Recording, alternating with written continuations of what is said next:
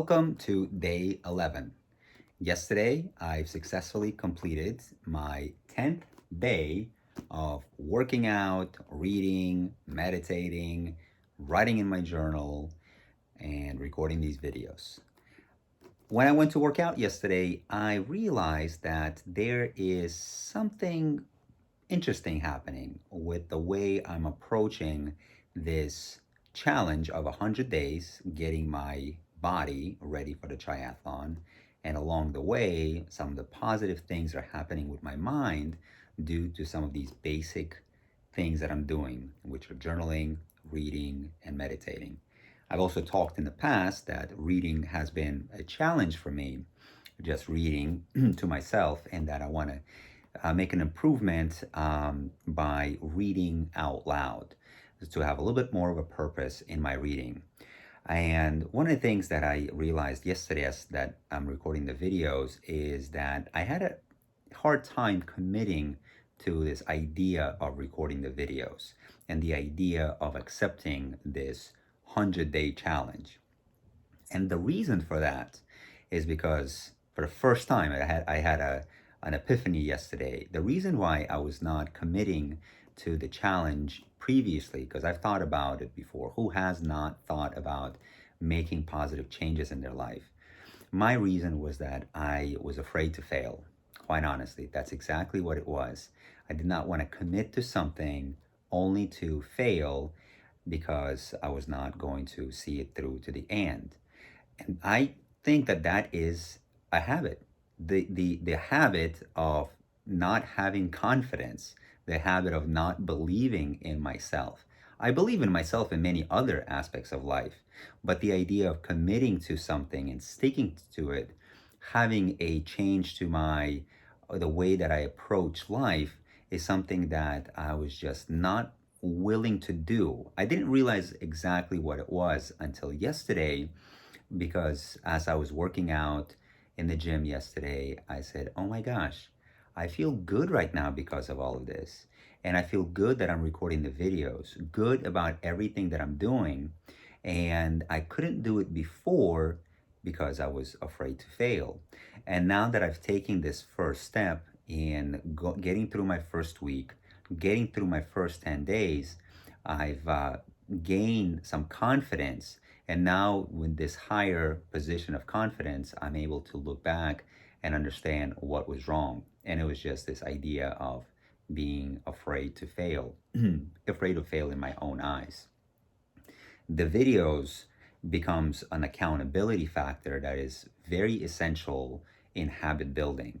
So it's been very helpful to have the videos, to have Meg around me. She sees me recording the videos. She's also getting inspired to get into some good habits. My dad is getting inspired to do some good habits. So it's a very wonderful thing.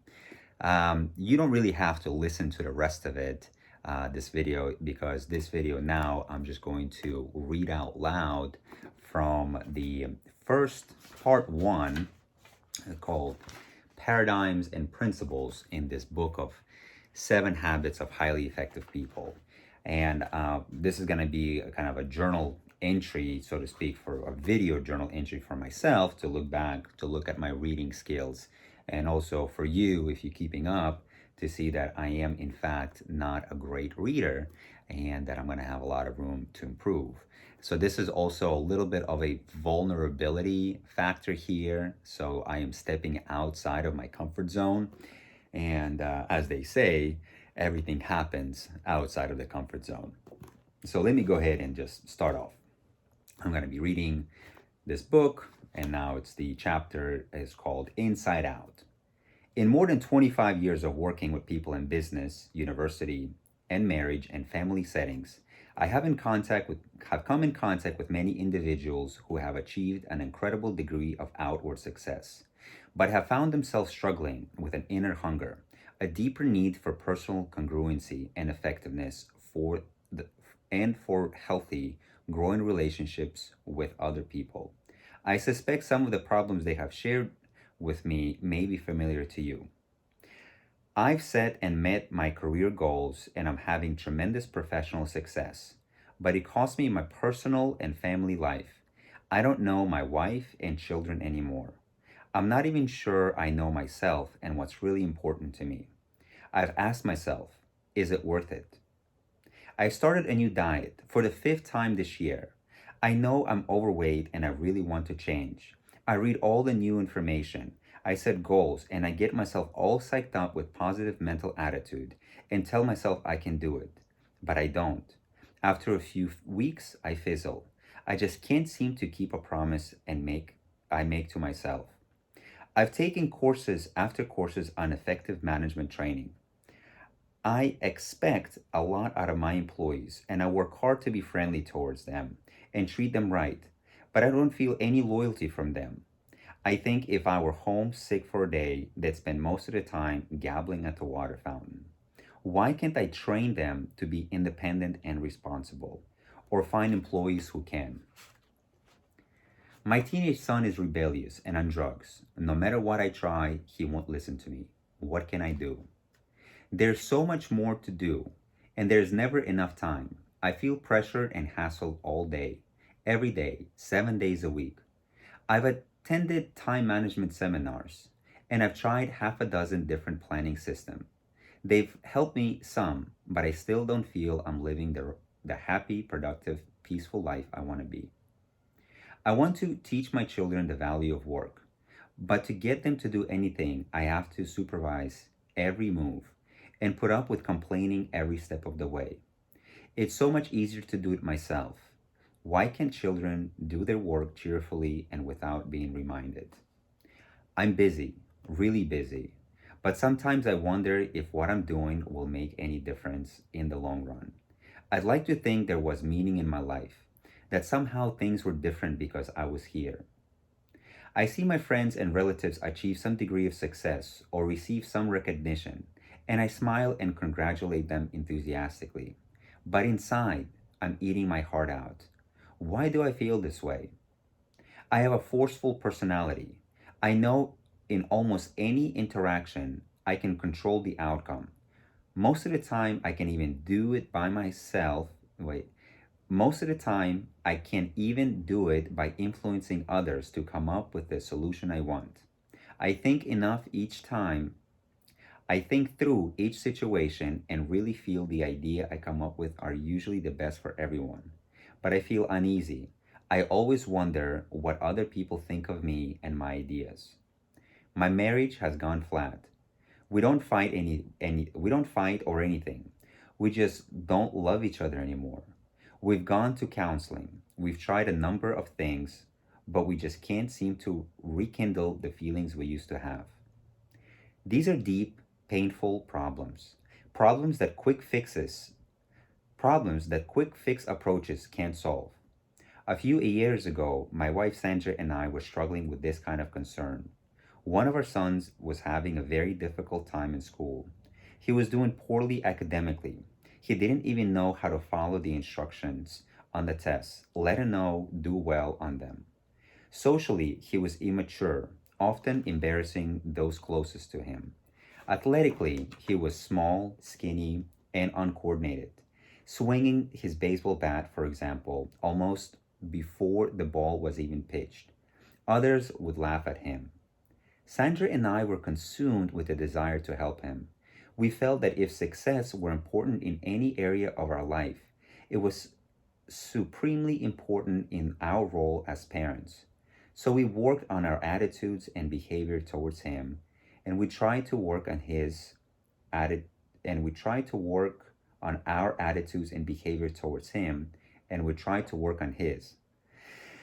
We attempted to psych him up using positive mental attitude techniques. Come on, son, you can do it. We know you can. Put your hands a little higher on the bat and keep your eye on the ball. Don't swing till it gets close to you. And if he did a little better, we would go to great lengths to reinforce him. That's good, son. Keep it up. When others laughed, we reprimanded them. Leave him alone. Get off his back. He's just learning. And our son would cry and insist that he'd never be good at anything. And he didn't like baseball anyway. Nothing we did seemed to help. We were really worried. We could see the effect of this we could see the effect this was having on his self-esteem. We tried to be encouraging and helpful and positive. But after repeated failure, we finally drew back and tried to look at the situation on a different level. At this time in my professional role, I was involved in leadership development work with various clients throughout the country. In that capacity, I was preparing bi monthly programs on the subject of communication and perception for IBM's executive development program participants. As I researched and prepared these presentations, I became particularly interested in how perceptions are formed, how they govern the way we see, and how the way we see governs how we behave. I'm going to reread that actually. As I researched and prepared these presentations, I became particularly interested in how perceptions are formed, how they govern the way we see, and how the way we see governs how we behave. This led me to a study of expectancy theory and self-fulfilling prophecies of the I can't pronounce this. Fulfilling prophecies or the pygmalion effect, and to a realization of how deeply embedded our perceptions are. It taught me that we must look at the lens through which we see the world, as well as at the world we see, and that the lens itself shapes how we interpret the world. As Sandra and I talked about the concepts I was teaching at IBM, and about how our own situation, we began to realize that what we were doing to help our son was not in harmony with the way we really saw him.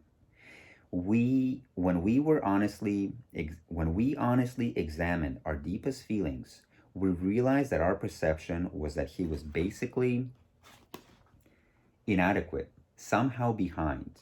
No matter how much we worked on our attitude and behavior, our efforts were ineffective because despite our actions and our words, what we really communicated to him was, "You aren't capable. You have to be protected." We began to realize that if we wanted to change the situation, we first had to change ourselves. And to change ourselves effectively, we first had to change our perception. New chapter: the personality and character ethic. At the same time, in addition to my research on perception, I was also deeply immersed in an in depth study of the success literature published in the United States since 1776. I was reading or scanning literally hundreds of books, articles, and essays in fields such as self improvement, popular psychology, and self help. At my fingertips was the sum and substance of what a free and democratic people considered to be the key to successful living. As my study took me back through 200 years of writing about success, I noticed a startling pattern emerging in the content of the literature. Because of our own pain and because of similar pain I had seen in the lives and relationships of many people I had worked with through the years, I began to feel more and more that much of the success literature of the past 50 years was superficial. It was filled with some social image consciousness, techniques, and quick fixes, with social band aids and aspirin that address acute problems and sometimes even appear to solve them temporarily, but left the underlying chronic problems untouched to fester and resurface time and again. In stark contrast, almost all of the literature in the first 150 years or so focused on what could be called the character ethic as the foundation of success. Things like integrity, humility, fidelity, temperance, courage, justice, patience, industry, simplicity, modesty, and the golden rule. Benjamin Franklin's autobiography is the representative of that literature. It is, basically, the story of one man's effort to integrate certain principles and habits deep within his nature. The character ethic taught me the character ethic taught that there are basic principles of effective living, and that people can only experience true success and enduring happiness as they learn and integrate these principles into the basic character. But shortly after World War I, the basic view of success shifted from the character ethic to what we might call the personality ethic. Success became more a function of personality, of public image, of attitude and behaviors, skills and techniques that lubricate the process of human interaction. This personality ethic essentially this personality ethic essentially took two paths. One was human and public relations techniques, and other was positive mental attitude. Some of this philosophy was expressed in inspiring and sometimes valid maxims such as your attitude determines your altitude. Smiling wins more friends than frowning. And whatever the mind of a man can conceive and believe, it can achieve. Other parts of the personality approach were clearly manipulative, even deceptive, encouraging people to use techniques to get others to like them, or to fake interest in the hobbies of others to get them out of them what they wanted, or to use the power look, or to intimidate their way through life. Some of this literature acknowledges character as the ingredient of success, but tends to compartmentalize it rather than recognize it as a foundation and catalytic, as foundational and catalytic. Reference to the character ethic became mostly lip service. The basic thrust was quick fix influence techniques, power strategies, communication skills, and positive attitudes. This personality ethic, I began to realize, was the subconscious source of the solutions Sandra and I were attempting to use with our son. As I thought more deeply about the difference between the personality and character ethic, I realized that Sandra and I had been getting social mileage out of our children's good behavior, and in our eyes, the son simply didn't measure up. Our image of ourselves and our role as good, caring parents was even deeper than our image of our son and perhaps influenced it. There was a lot more wrapped up in the way we were seeing and handling the problem than our concerns for our son's welfare. As Sandra and I talked, we became painfully aware of the powerful influence of our own character and motives and our perception of him. We knew that social comparison motives were out of harmony with our deeper values and could lead to conditional love and eventually to our son's lessened sense of self-worth. So we determined to focus on our efforts. So we determined to focus our efforts on us, not on our techniques, but on our deepest motives and our perceptions of him. Instead of trying to change him, we tried to stand apart, to separate us from him, and to sense his identity, individuality, separateness, and worth. Through deep, thorough, and the from through deep thought and the exercise of faith and prayer, we began to see our son in terms of his uniqueness. Oh, okay. Well, I'm over 10 minutes on this now. I'm gonna go ahead and just fold this. Okay, you see, I'm not very good. But you know what? Every single time I do something, part of this habit thing, I end up getting like more energy, and I always just want to do something else. So I'm gonna go ahead and read a little bit in Russian because I started doing that. I started reading in Russian, which was awesome when I was kind of experimenting with habit building, but I would fall off the wagon. So I'm gonna go ahead and just kind of pick up where I left off. And where is it? Okay, so nope, that's not it. This is the Russian book. Хрестоматия для детей старшего дошкольного возраста. So this is just kind of all of the like fairy tales and poems for kids prior to going to first grade, before they turn 7 years old. So there was a one particular story I was reading, and goodness, I can't find it, but I will here. Just give me a second. It's called Sivka Burka, which is a very cool little tale. Okay, now 10 minutes of reading in Russian. Whew. Okay, let's do this. Okay, Sivka Burka. Жил-был старик, и было у него 3 сына. Младшего Иванушку и дурачком звали.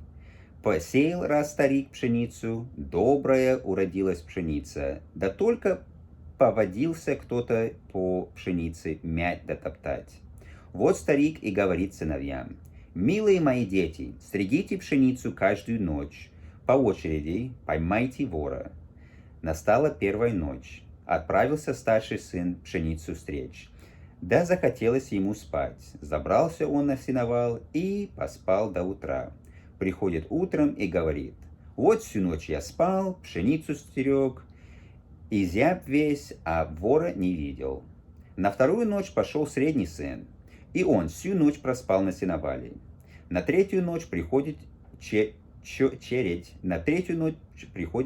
Иванушке дурачку идти. Положил он пирог за пазуху, взял веревку и пошел. Пришел в поле, сел на камень, сидит, не спит, пирог жует, вора дожидается.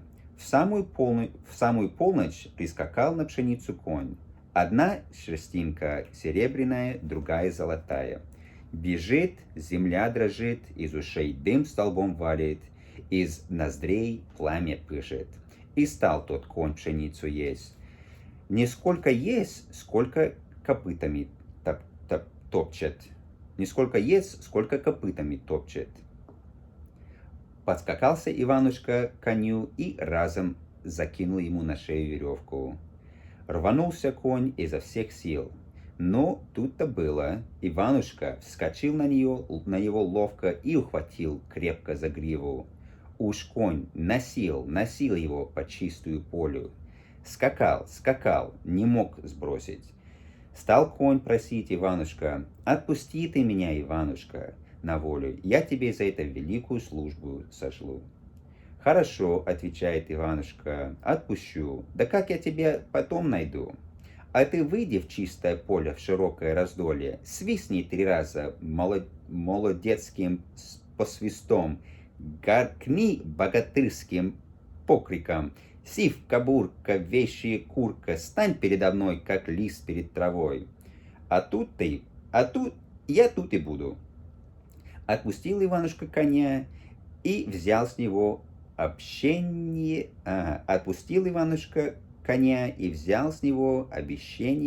пшеницы никогда больше не есть и не топтать. Пришел Иванушка по утрам домой. «Ну, рассказывай, что там видел?» — спрашивают братья. «Поймал я, — говорит Иванушка, — коня. Одна шерстинка серебряная, другая золотая». «А где ж-то конь?» «Да он обещал больше не ходить по пшеницу. Вот я его и отпустил». Не поверили Иванушке братья, посмеялись над ним в волю. Да только уж с этой ночи и вправду никто пшеницу не трогал. Скоро после этого разослал царь гонцов по всем деревням, по всем городам кликать: «Собирайтесь, бояре да двояре, купцы да простые крестьяне, к царю на двор. Сидит царская дочь Елена прекрасная в своем высоком тереме у окошка. Кто на коне до царевны доскочит, Boy, this is difficult. Okay, I'm going to reread it one time. Собирайтесь, бояре да двояре, купцы да простые крестьяне, к царю на двор. Сидит царская дочь Елена прекрасная в своем высоком тереме у окошка. Кто на коне до царевны доскочит, да с ее руки золотой перстень снимет, то за того она и замуж пойдет». Вот в указанный день собираются братья ехать к царскому двору. Не за тем, чтобы самим скакать, а хоть на других посмотреть. А Иванушка с ними просится: «Братцы, дайте мне хоть какую-то-нибудь лошадинку, и я поеду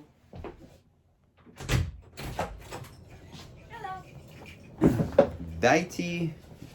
Are you videoing yourself? Yeah, I'm recording video. I'm reading in Russian now, out loud. Hi. So, do you need a hand? Yep.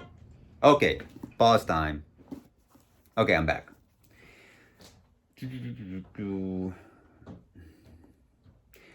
Иванушка с ними просится. Братцы, дайте мне хоть какую-то-нибудь лошаденку, и я поеду посмотрю на Елену прекрасную. Куда тебе дурную? Куда тебе дурную? Людей, что ли, хочешь смешить? Сиди себе на печи, да золу присыпай. Уехали братья, а Иванушка дурачок и говорит братным женам: дайте мне лукошку, я хоть в лес пойду, грибов наберу.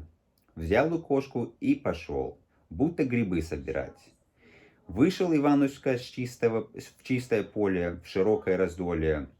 Лукошко под куст бросил, а сам свистнул молодецким посвистом, гаркнул богатырским покриком: «Сивка-бурка, вещий курка, стань передо мной, как лист перед травой».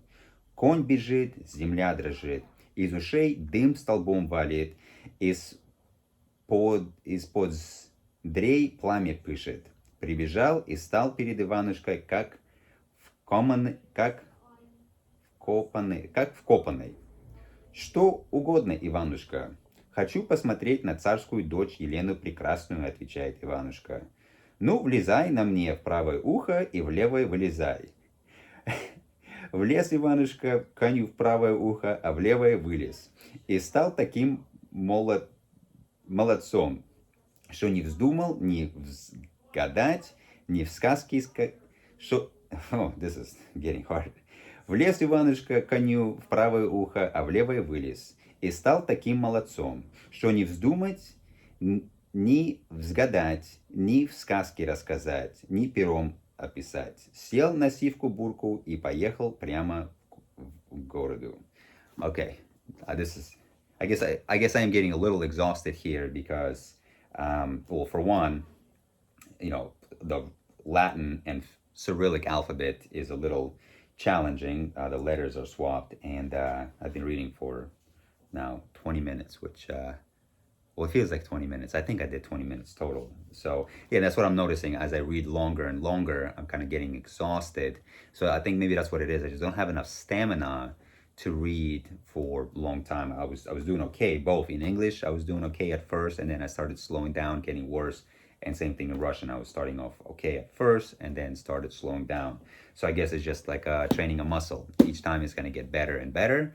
So I'm just going to keep up with it. Okay, so what I did, I've read now. Well, so now I read more than just reading. I've been reading in English out loud, reading in Russian out loud. I've meditated, recording the video, and now I just have to do my journal entry and then get myself together and go work out. All right, day 11. So kind of now that we passed day 10, it'll be interesting to see what day 11 through 20, what kind of results and improvements we'll see there. All right, see you guys soon.